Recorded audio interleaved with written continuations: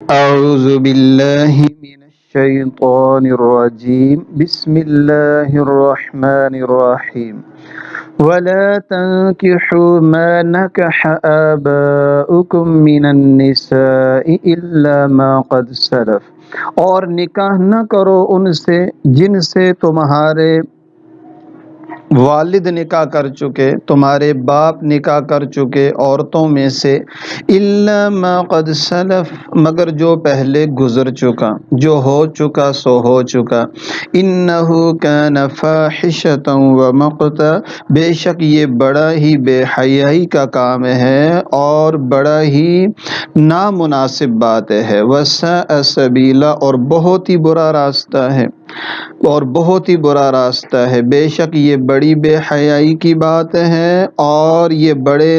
ناراضگی والا کام ہے اور بہت ہی برا راستہ ہے۔ حرمت علیکم، تمہارے اوپر حرام کی گئی ہیں، امہاتکم، تمہاری مائیں،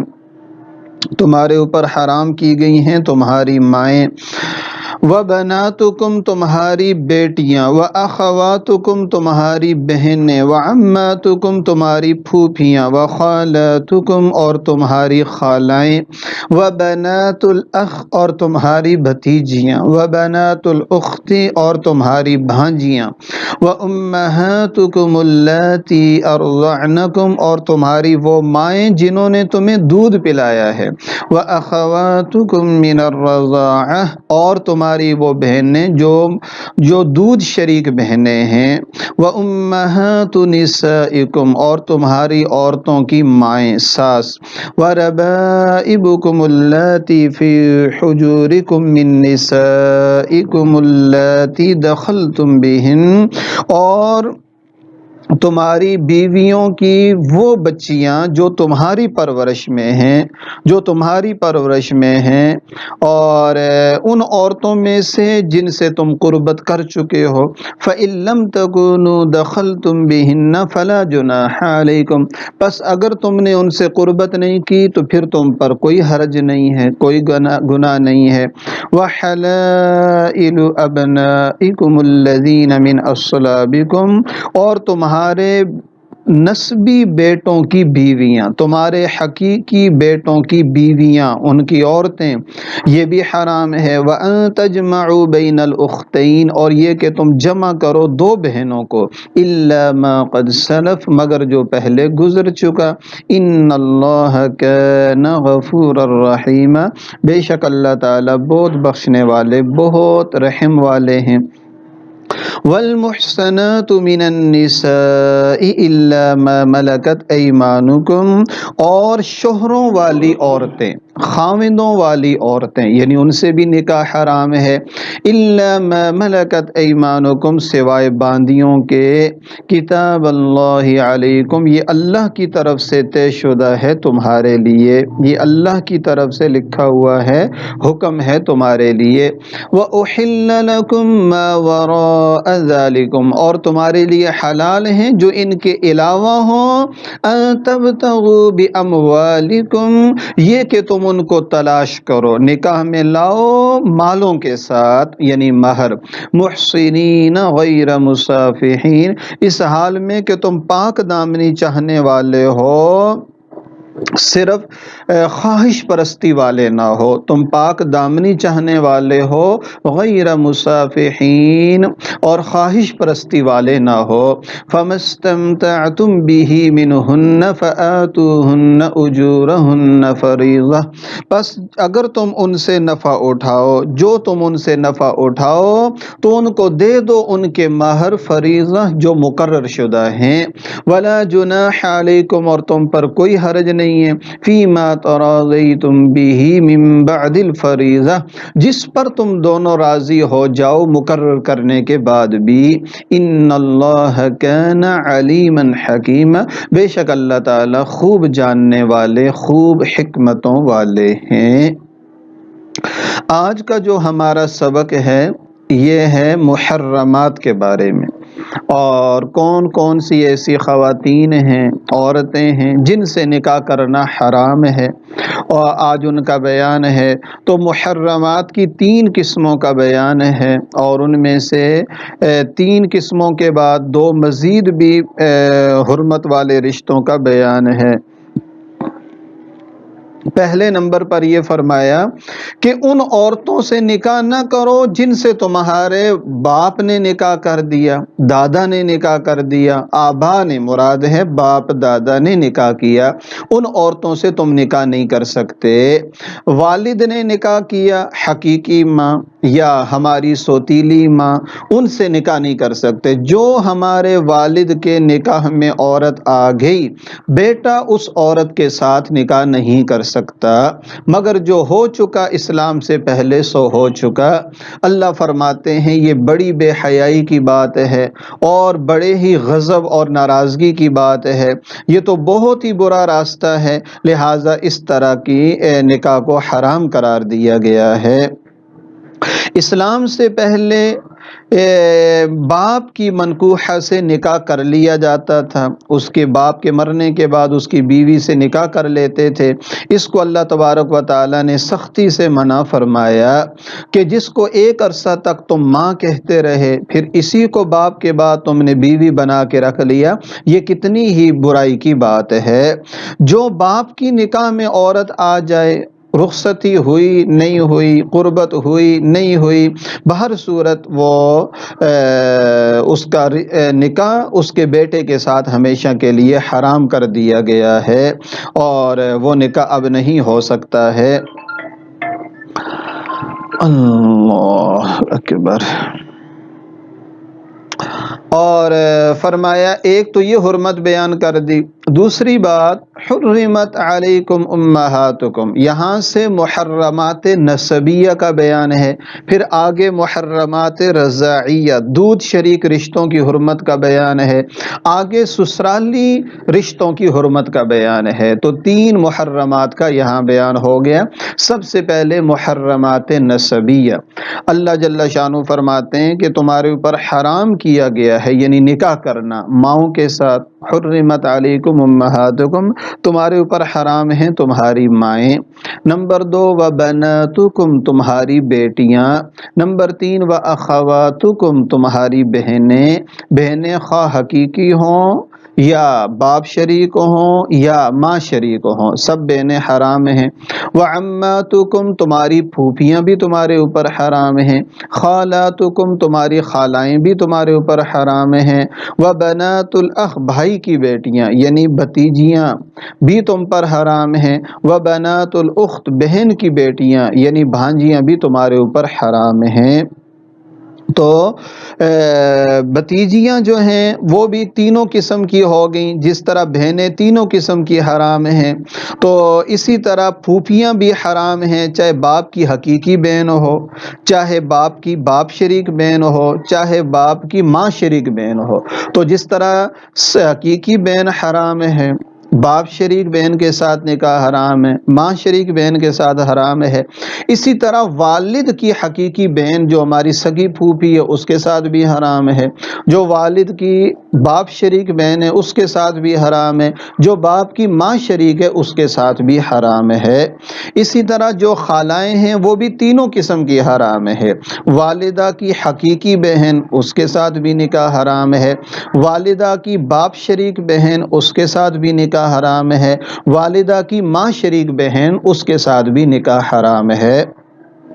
وبنات الاخ، بھائی کی بیٹیاں یعنی بھتیجیاں، ان کے ساتھ بھی نکاح حرام ہے، چاہے وہ حقیقی بھائی کی بیٹیاں ہوں یا باپ شریک بھائی کی بیٹیاں ہوں یا ماں شریک بھائی کی بیٹیاں ہوں، تینوں صورتوں میں نکاح کو حرام کیا گیا۔ اور اسی طرح وبنات الاخت، بہن کی بیٹیاں یعنی بھانجیوں سے بھی نکاح حرام ہے، تینوں قسم کی بھانجیاں، حقیقی بہن کی بیٹیاں ہوں جو سگی بھانجیاں ہیں، باپ شریک بہن کی بیٹیاں ہوں یا ماں شریک بہن کی بیٹیاں ہوں، سب سے نکاح کو حرام کر دیا گیا۔ یہاں تک تو بیان تھا اس کا محرمات نسبیہ کا، جو خاندانی اعتبار سے رشتے حرام ہوتے ہیں۔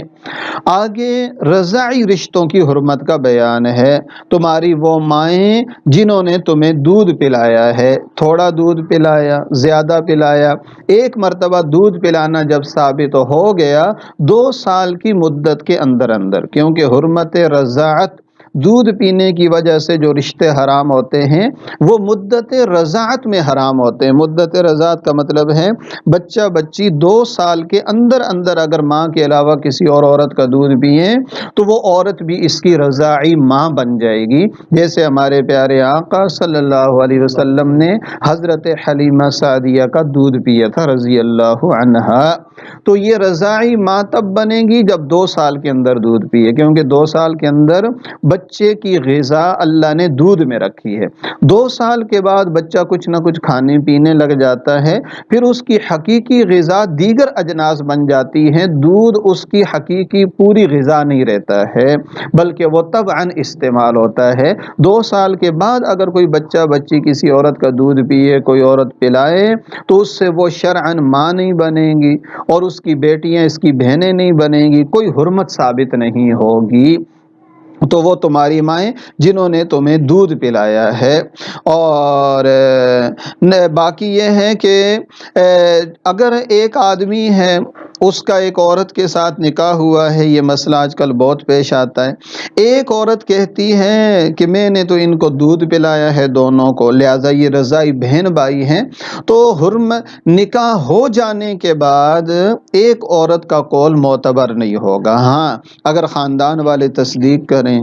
میاں بیوی تصدیق کر دیں کہ واقعی ایسا ہے، ہم سے غلطی ہو گئی، اس طرف توجہ نہیں گئی، تو پھر تو ٹھیک ہے، ورنہ پھر عورت کا قول معتبر نہیں ہوگا۔ لیکن اگر رشتے کی بات چل رہی ہے اور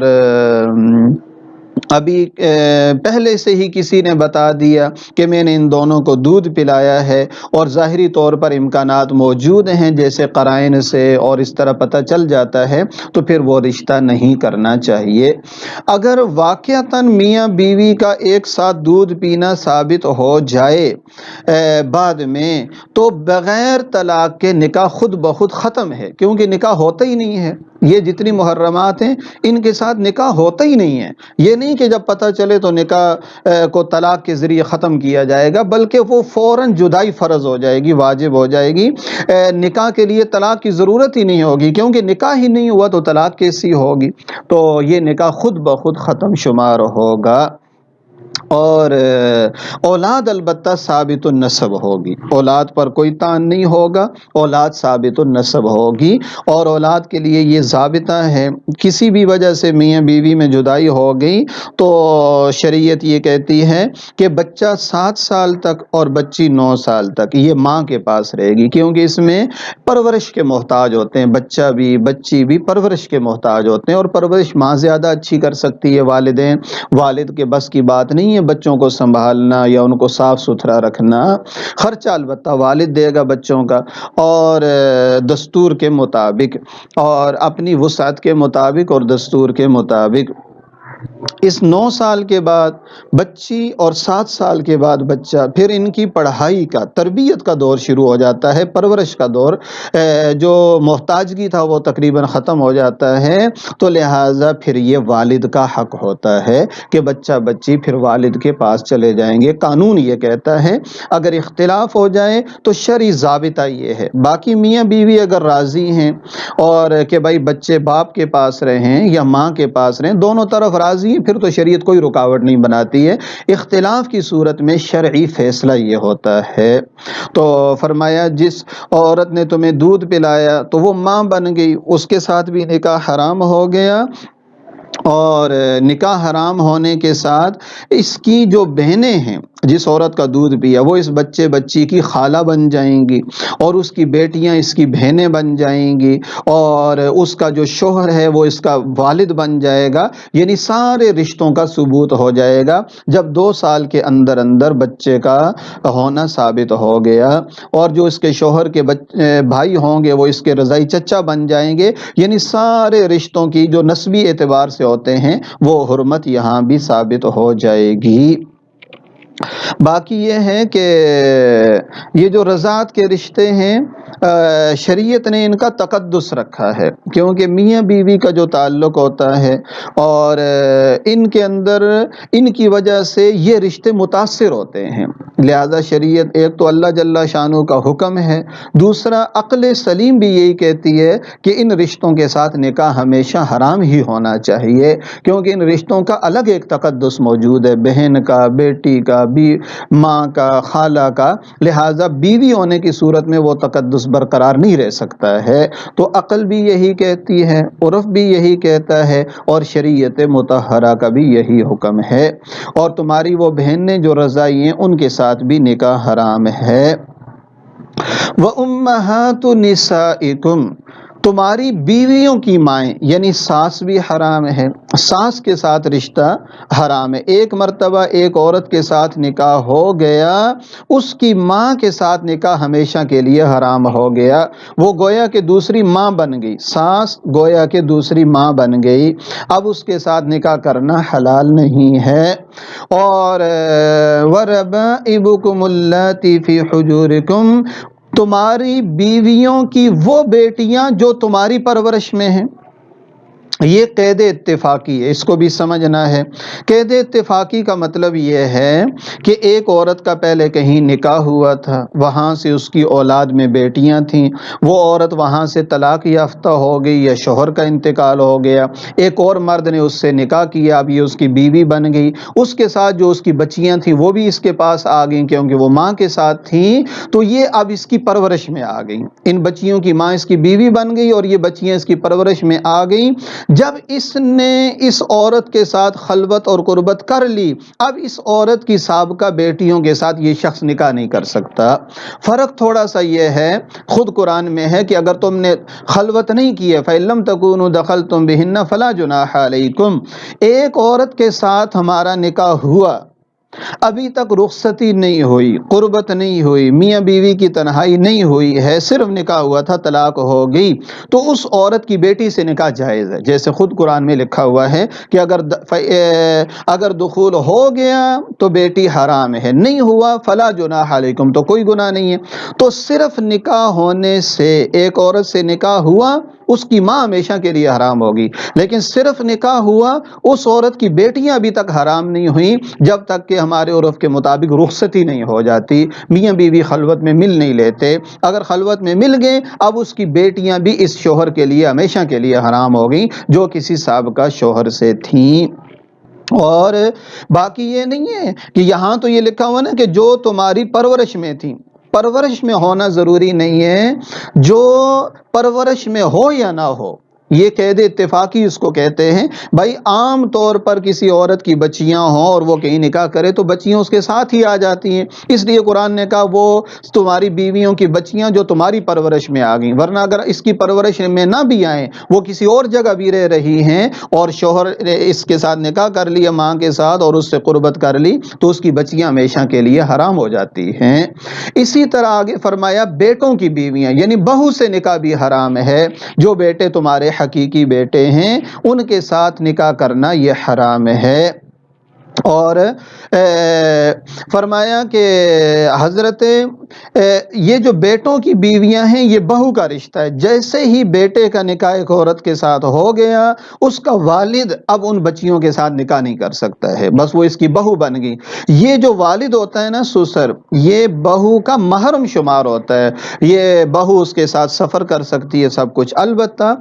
فساد زمانہ زیادہ ہے، طرح طرح کے مسائل دنیا میں ہو رہے ہیں، آپ سب کے علم میں ہے، لہٰذا فقہا لکھتے ہیں اور احتیاط کی وجہ سے لکھتے ہیں کہ عورت اپنے سسر کے ساتھ سفر بھی کر سکتی ہے، کھانا بنانا اس سے پردہ نہیں ہے، وہ والد کی طرح ہے، پردہ اس سے نہیں ہے، لیکن دوسری جگہ خود یہ ساری باتیں موجود ہیں کہ ان سے پردہ نہیں ہے، لیکن اس کی بدنی خدمت نہ کرے، بہو اپنے سسر کی بدنی خدمت نہ کرے، جیسے سر دبانا، پاؤں دبانا اور اس کے بدن کی مالش کرنا، احتیاط اس میں ہے کہ نہ کرے، کیونکہ اگر والد کے ذہن میں غلط تصور آ گیا اپنی بہو کے بارے میں، اور جو میاں بیوی والا ایک تعلق ہوتا اس کا خیال آ گیا اور شہوت کے ساتھ ہاتھ لگا دیا، تو یہ عورت بیٹے پر ہمیشہ حرام ہو جاتی ہے۔ اس لیے بہتر یہ ہے، فساد زمانہ کی وجہ سے ہم یہ کہتے ہیں، گزارش کرتے ہیں، ساری خدمت کرے، کپڑے دھوئے، سب کچھ کرے، لیکن جانی خدمت نہ کرے، یہ زیادہ بہتر ہے۔ ہاں، یہ میں عام ضابطہ نہیں بتا رہا ہوں، ہمارے الحمدللہ بڑا تقدس موجود ہے، اور خاص کر کے جب سسر بیمار ہیں، آخری مراحل میں ہیں، ہلنے جلنے کے قابل نہیں، یا خدمت کے محتاج ہیں، بیچارے بہت ضعیف ہیں، پھر کوئی حرج کی بات نہیں ہے بدنی خدمت میں بھی۔ لیکن عام طور پر جب سسر صحیح سالم ہیں، چلتے پھرتے ہیں، کھاتے پیتے ہیں، کماتے ہیں، اس صورت میں بہتری اسی کے اندر ہے کہ احتیاط برتی جائے۔ اور یہ بھی فرمایا کہ دو بہنوں کو ایک نکاح میں جمع نہ کرو، دو بہنوں کو ایک نکاح میں جمع نہ کرو، اس لیے کہ ان سب پر نبی علیہ الصلوۃ والسلام کی صریح عمل بھی موجود ہے۔ چنانچہ جب یہ احکام نازل ہوئے تو حضرت براء ابن عازب فرماتے ہیں کہ نبی کریم صلی اللہ علیہ وسلم نے حضرت ابو ہریرہ ابن نیار کو ایک آدمی کے قتل کرنے کے لیے بھیجا، کیونکہ اس نے اپنے باپ کی منکوحہ سے نکاح کر لیا تھا منع کے باوجود، تو حضور نے اس کے لیے باقاعدہ لڑائی کے لیے بندہ بھیج دیا کہ یہ حرمت یہاں نہیں چلے گی۔ اور اسی طرح حضرت دو بہنوں کو ایک نکاح میں جمع کرنا حرام ہے۔ چنانچہ فیروز دیلمی رضی اللہ عنہ کی روایت ہے، وہ اپنے والد سے روایت کرتے ہیں کہ جب میں اسلام لایا تو میرے نکاح میں دو بہنیں تھیں، میں حضور کی خدمت میں حاضر ہوا، آپ نے فرمایا ان میں سے ایک کو طلاق دے کر ایک کو باقی رکھ لو۔ تو لہٰذا اس پر عمل ضروری ہے، دو بہنوں کو جمع نہیں کر سکتے، مگر جو پہلے ہو چکا، اللہ بہت بخشنے والے رحم والے۔ یہ جو فرمایا دو بہنوں کو، اس سے مراد صرف دو بہنیں نہیں ہیں، ہر وہ رشتہ جیسے پھوپھی اور بتیجی ہے، خالہ اور بھانجی ہے، ان کو بھی ایک نکاح میں جمع نہیں کر سکتے۔ ضابطہ یہ ہے، ہر وہ دو عورتیں جن میں سے ایک کو مرد فرض کرو، ہر وہ دو عورتیں جن میں سے ایک کو مرد فرض کرو، ہر وہ دو عورتیں جن میں سے ایک کو مرد فرض کرو، تو ان کا آپس میں نکاح جائز نہ ہو، ان کو ایک نکاح میں جمع کرنا بھی جائز نہیں ہے۔ جیسے پھوپھی بتیجی میں سے اگر بتیجی کو ہم مرد فرض کریں تو یہ بھتیجا بن جائے گا، تو بھتیجے کا تو پھوپھی سے نکاح جائز نہیں ہے، لہٰذا ان دو کو ایک نکاح میں جمع نہیں کر سکتے۔ خالہ اور بھانجی میں سے ایک کو مرد فرض کرو، تو بھانجی کو اگر مرد فرض کریں تو وہ بھانجا بن جائے گا، تو خالہ سے تو نکاح جائز نہیں ہے، یا خالہ کو مرد فرض کرو تو یہ اس کی بھانجی بن جائے گی، تو نکاح جائز نہیں۔ ایسی دو عورتوں کو جن کا اس طرح کا رشتہ ہو، ان کو ایک نکاح میں جمع نہیں کر سکتے۔ اور آگے فرمایا والمحصنات من النساء، شوہروں والی عورتوں سے بھی نکاح حرام ہے۔ ایک عورت کسی کی بیوی ہے، اس کے نکاح میں ہے، کوئی اور مرد اسی نکاح کے اندر ہوتے ہوئے اس سے نکاح کرے تو وہ نکاح ہوتا ہی نہیں ہے، بلکہ یہ حرام ہے۔ شوہروں والی عورتوں سے نکاح کرنا درست نہیں ہے، سوائے باندیوں کے، کہ باندیاں آدمی رکھ سکتا ہے جب وہ میراث میں یا کسی بھی طریقے سے ہدیے میں، تحفے میں خرید کر، وہ ایک الگ مسئلہ ہے۔ تو شوہروں والی عورتوں سے جب تک کہ پہلے شوہر سے فارغ ہو کر عدت نہ گزار لیں، ان عورتوں سے بھی نکاح جائز نہیں ہے۔ اللہ تعالی ہمیں قرآن کے اور شریعت کے مقدس حدود کی اور ان رشتوں کی حفاظت کرنے کی اور ان پر عمل کرنے کی توفیق عطا فرمائے۔ وما علینا الا البلاغ المبین۔